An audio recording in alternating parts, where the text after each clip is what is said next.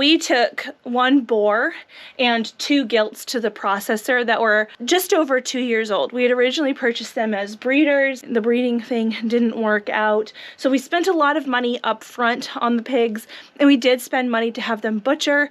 And the question that we get all the time is, was this worth it? So we'll go over that as well as take a closer look at some of these cuts in just a little bit. Pretty much, this is what we got out of 3 KuneKune pigs. And spoiler alert, we did in fact get bacon. When we originally purchased our KuneKune pigs, we paid a lot of money for them. I wanted to buy good quality breeders because the whole goal was to use those pigs to create more piglets so we could sell some and we can raise some up for meat and have a nice little operation going where we would always be in pig. Well, it turned out that our pigs never made piglets. We don't really know why. We troubleshooted a few different things over the 2 years that we had them and they never would breed. So we went ahead and took them to the processor. We got a lot of meat. I've been very pleasantly surprised. So we got some ribs. That's the girls, and the boar's ribs are obviously a little much bit larger. Bigger. Yeah, we were talking before turning the camera on. I feel like this might be, you know, the end of the ribs where they're a little bit smaller, because our gilts, which are the female pigs, they were smaller, but I feel like they weren't this much smaller. But I could be wrong. Pork chops. Nice thick cut. And they left quite a bit of fat on there for us, which is nice. Bacon. Delicious bacon, like melt in your mouth. It's very good bacon. And I'm going to pause for a second and just say that when I brought the pigs to the processor, I know that they mostly process like production hogs, like bigger pigs. And I said, these are small, and I've been told that not to expect bacon. So if it looks like we're not going to be getting any bacon, don't worry about it. Just put it in the grind, because we got some ground sausage as well. And he looked at me and he goes, oh, you'll get bacon. So I was a little bit worried that he would get in there and then realize that he just needed to turn it into lard for us. But no, he was able to cut us 28 pounds of bacon out of our 2 gilts. His little but pretty decently thick cut hams. Yeah, those are cured. So is the bacon. Butt roast. Got it. And That's a big one. the picnic roast. We got all of the roasts and things that you could get. We did turn the hams into the cured hams, but we only brought in 1 example of each cut. Just ground, not seasoned, nothing other than the grinding done to it. Yep. Our breakfast sausages, cased, and the lard. So we were told to expect lots of lard because technically KuneKunes are lard pigs. We got a lot of lard, and I'm very happy because we're going to be able to use the lard a whole lot. I'll get into more of that a little bit later. But we got a lot more meat than I was told to expect, which I think is really important for everyone to know, because there are a lot of people out there who have raised pigs for a long time, and I'm sure they have justification in the way that they speak about KuneKunes. I'm sure that a larger breed pig really does bring more meat to the table and maybe has a little bit more meat on the bacon and a little less fat and all of that. But let's say you're like us and you really don't want to deal with a 600 to 800 plus pound pig on your farm. You can absolutely get a whole lot of very good quality meat out of a KuneKune. And the boar's ham we received as a whole ham, not cured, and they're further processed here at home by Heather putting them in the cans. Yeah, this was the suggestion by the butcher. You probably have heard us say a couple times that we had our boar butchered. That's another thing you'll hear a lot, and maybe there are different experiences out there with different people. This might have been part of the reason our pigs never bred, was possibly our boar didn't have a lot of hormones running through his body. So our boar doesn't taste bad. Now, we weren't sure that our boar wasn't going to taste bad. So when we had them process the boar meat separately from all the rest. So there's no boar meat in this breakfast sausage here, and we did not have his hams cured and sliced like this, and we did not get any bacon out of the boar by choice, because I didn't want to waste the extra money on and the extra work really in putting it away like this if we were ultimately just going to have to feed it out to the dog or the chickens. So we had them give us like just the basic cuts of the boar, but I'm really glad that we took the risk, because he's delicious. That boar meat is very, very good. We don't taste any kind of boar taint. Apparently it kind of tastes like pee to some people. None of that here. Nobody in our family tastes any kind of boar taint. But again, our pig's never bred, and maybe he was just low on hormones. We did get the lard from him though. So we have a whole ton of lard. It's filling our freezer door. It's beautiful. I'm really excited about this specifically because for the past year, we have been using our own home-raised fats here, but it's been tallow from our goats or tallow from deer that Levi has been able to bring in. And with the addition of this lard into our, food making process here, we're able to free up the tallow for other uses. So we can use the tallow more in soaps. I recently learned about making tallow candles. I can't wait to do that. And we can use the tallow a lot in making body products like salves and lip balms and things. Where I didn't have enough of that tallow before to make those things, this frees that up. Same thing with our butter from our goats. That is probably the most rare commodity that we have on our farm is the butter. So I don't have to kind of conserve the butter in order to, seldomly make biscuits. Now I can make biscuits a lot more often. I can use this in our bread maker instead of the oil that I have been adding. Because I bought, I think it was just regular old canola or vegetable oil because the butter is so precious. I didn't want to be using 3 tablespoons of butter a couple times a week when I make bread. But now I can use the lard, which is a lot healthier for us, and it frees up that butter to go on the bread instead of in it. So before we get into the prices and everything that we spent and how it compares to the National Monthly Pork Report from the USDA, let's talk about the flavor. So we've had regular old bacon, regular old sausage, and hams and things from the grocery store. What did you think of the flavor? Because I think we've tried everything except for the ribs and maybe the butt roast. We've had ribs out in from the ours, pigs, yeah. The bacon, I would say, is the best out of everything that we have tried so far, but that I think goes without saying. Bacon is just what it is, but absolutely phenomenal. And I'm sure some of it is the process and the flavoring that they use when they cure it or smoke it. Yeah. But absolutely delicious. Like I said previously, melt in your mouth. Just really good bacon. I agree. And that's another thing is when we cook our bacon, there is a lot of fat. So here's the front side. Here's the front side of the bacon. You can see kind of the meaty side.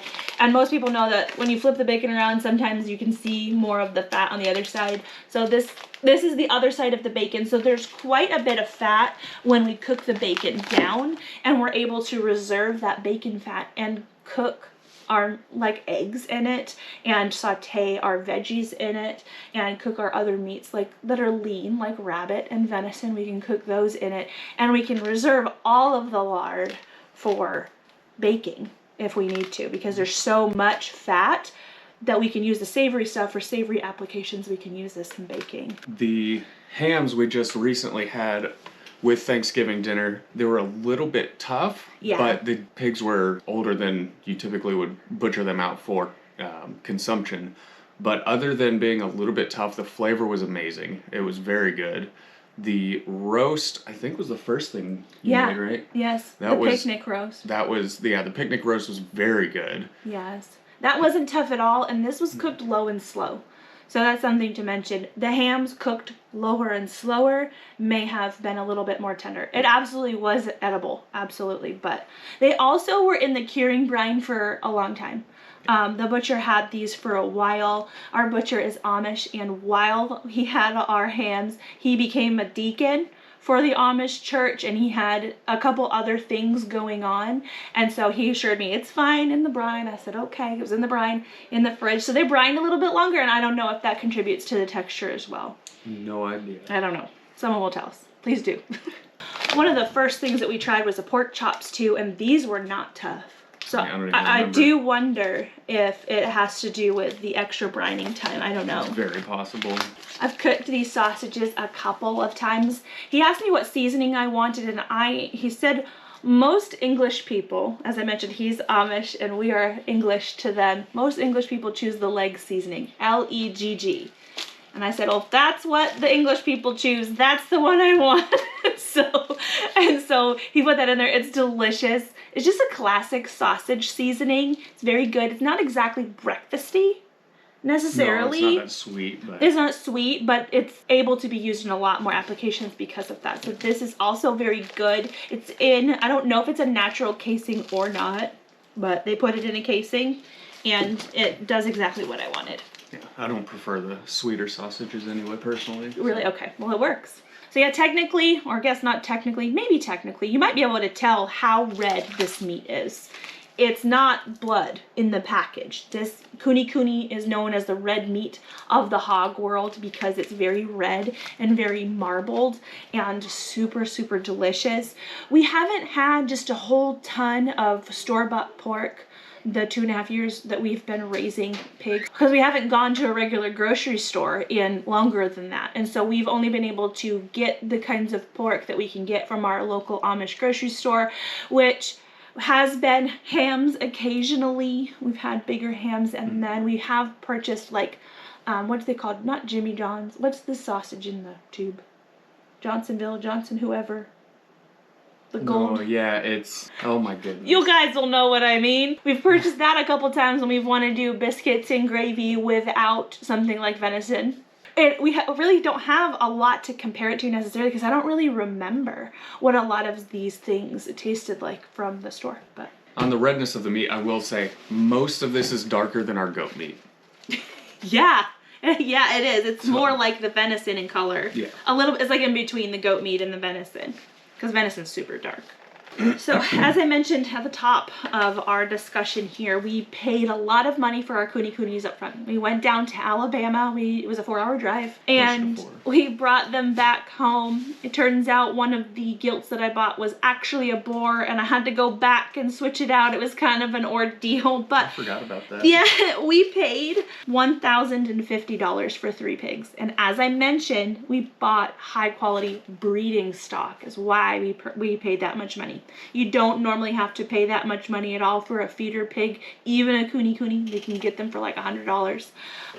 Maybe it's gone up since I last looked, which was 2.5 years ago when I was pig shopping. So that was the initial cost, and we did house them in our greenhouse for the time, not including housing costs, because the greenhouse and the pen that we eventually made for them have multiple uses on our farms. So just like I won't include the cost of the freezer that they are currently in, I'm not including the cost of the pens because I'm able to use those for a lot of things here. But I will include the feed. So in the 2.5 years that we kept them, mostly during the growing season, they got refuse from the garden. They get scraps from processing bunnies and things, processing deer. They get scraps from the kitchen.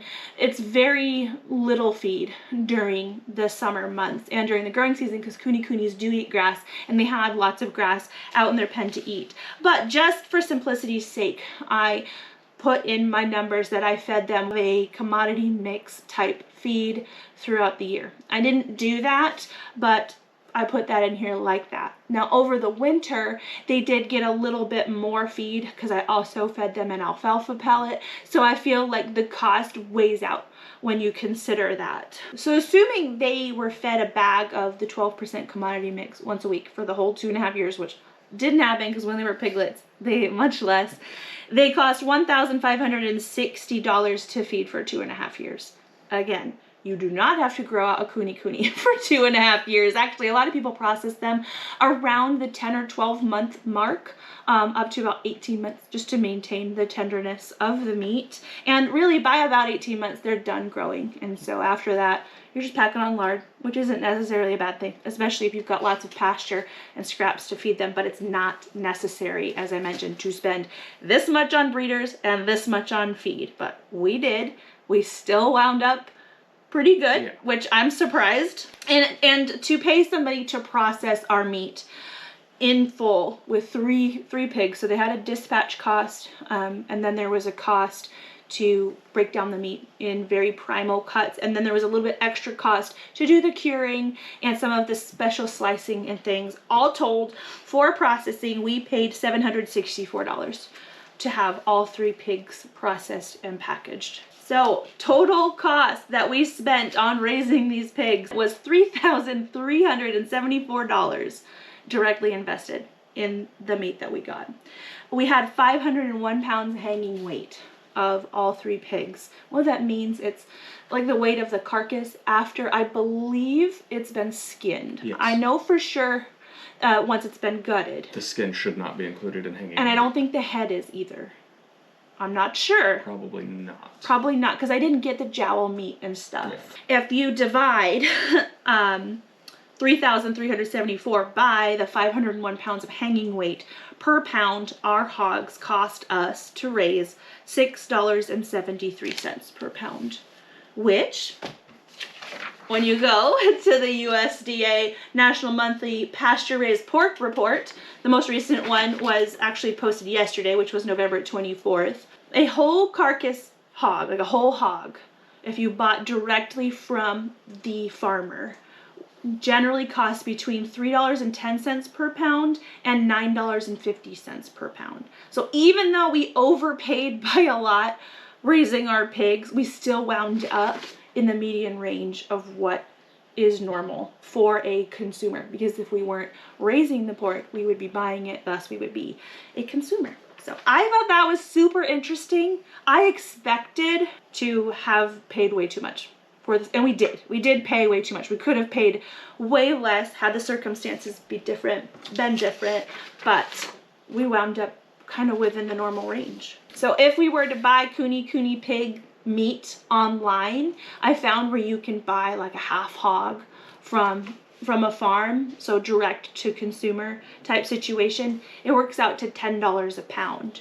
So even with that, if we were to purchase apples to apples type of meat, KuneKune meat specifically, we did save money as well, because ours was $6.73 per pound to raise. So why do we use a butcher to process our hogs? We do a lot of meat processing here. Levi he processes deer. What else?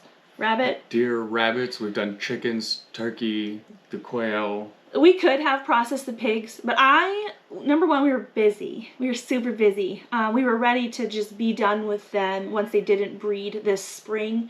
But the butcher was closed over the summer. He was doing different things. And then we couldn't get in until this fall. But also this summer, we were really busy. Summertime for us is the garden season. It's maintaining our property here. And so I didn't have time. We just didn't have time to process. And the same is true for the fall. I mean, as soon as fall hits, it's goat processing for us. It's hunting season. It's putting the garden to bed and doing a lot of food processing as far as the garden goes. So we just didn't have the time. But also, I wanted these cuts like the bacon and like the ham. And you can cure stuff at home and smoke stuff at home. We have a smoker that we have yet to use. We will. My issue was we had a lot invested into these pigs already. I didn't want to like mess it up. I didn't want to do a trial run of our stuff when I had this much already invested into them. I wanted it to be done right. And so we went with a local processor. Not to mention with the deer, there's no, as from everything I've seen, there's no benefit to hanging a deer. Whereas with a cow or a hog, generally they'll get gutted, skinned, and then hung up in a cooler to sort of like dry age for, I don't know, I think typically anywhere from roughly a week to 2 or 3 weeks. And we don't have necessarily the space to do that. We could have cleared refrigerators and I guess not hung them in the fridge, but put the meat in the fridge. But we would have had to do one hog at a time at that rate. For sure, it would have been done over time. And all that lard, it was 60 pounds of lard. It was 9 gallons of lard. Until recently, I only had a little crock pot. Okay, that would have been a lot to render. But they did it for me. It cost me $36 to have them render all of that lard down for me. And that was worth every penny. Now, when I got it, it was in 5-gallon buckets, just as is. So I did portion it out a little bit for the freezer. So these are 1-pound containers. I have a whole bunch of them. And we did talk about trying to save a little bit of money in the processing by dispatching and gutting the pigs here and then hauling them off to the butcher. The butcher lives 8 minutes from our house. So it would have been really fast, and really easy. The problem is the butcher likes to hang them a certain way, and he wasn't confident that we would be able to like do it the way that he likes in order to get the meat as clean as possible and the carcass as drained as possible. So he said he'd rather do it there after we hemmed and hawed over it for a little bit, and they ended up actually, because we don't have a decent trailer to haul anything off with. I put the goats in my minivan when I need to transport them, but that was not happening with these pigs. So bless them. As I mentioned, they're Amish. They hired a driver. They hired somebody who had a trailer. I don't know if that was their trailer or not, but they came and picked up our pigs for us. They loaded the pigs for us, and they didn't charge me anything for it. I asked them to, and he didn't. Nope. So that was really nice. That was really awesome, because getting them to the butcher, figuring that out, the logistics of that was a little bit rough. And that's one of the reasons we kind of wanted to dispatch them here, because our trailer, you can put a deceased pig on it. Yeah, it's just a flatbed. It's technically a motorcycle trailer, so there's like rails roughly a foot and a half up on either side, but we don't have any sort of gate or cage or fencing system on the trailer to keep them contained. Not even on the back end, like a landscaping trailer, you know, that has the big ramp that folds down. It's just open. So we would have had to configure something to hold them in if they were still alive. If he wasn't able to come pick them up, we would have finagled something like that. But thankfully we didn't have to, and they were really, really awesome to work with. The only comparison that I did with everything that's here on what we got versus what we used to buy was the lard.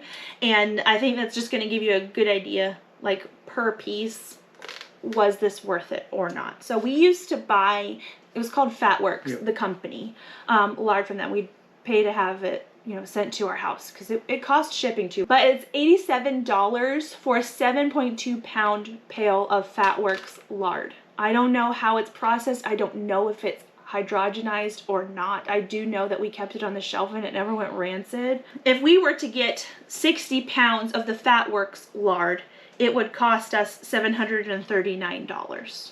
We got 60 pounds from our pigs.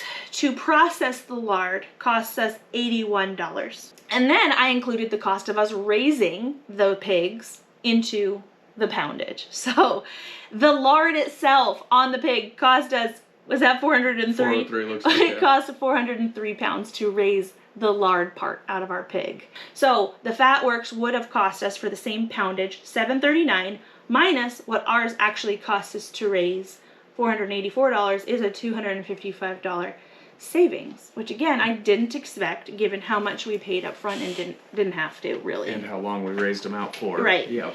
So hopefully that made sense. I was really surprised. So when you raise your own KuneKune pigs, you will spend far less than that. And so I'm happy with how it worked out for us, especially the fact that our boar doesn't taste bad. So don't let anybody tell you that you're not going to get any meat out of a KuneKune pig. May you get more meat out of a production breed? Probably. But is it worth doing still? Yes. Yes, it is. It's absolutely worth doing, especially if you have uses for a whole bunch of lard. I mean, any pig is going to give you a lot of lard. I guess KuneKune's put out more percentage-wise as far as their body weight goes, but it's not so much lard that we don't know what to do with it. Right. We don't plan on raising pigs again for another 2 years, so we will have pigs on the farm in about 1.5 years, but we won't be processing pigs again for another 2 years. And I do plan on getting a bigger type breed pig this time, just because I don't want to take pigs over the winter. That is when they cost the most to keep. So for me, I think it's more cost effective to get the larger breed hog and raise them up, 6 or 8 months. I can't remember how long they're supposed to be raised out for, but we'll do that. We'll buy a feeder pig or two every couple of years and then get them processed and have pigs again in another couple of years. So it's gonna be fun. We recently made a video about when we compared our goat meat with our venison that Levi hunts. And if you've missed that video, I'm going to link it up here for you.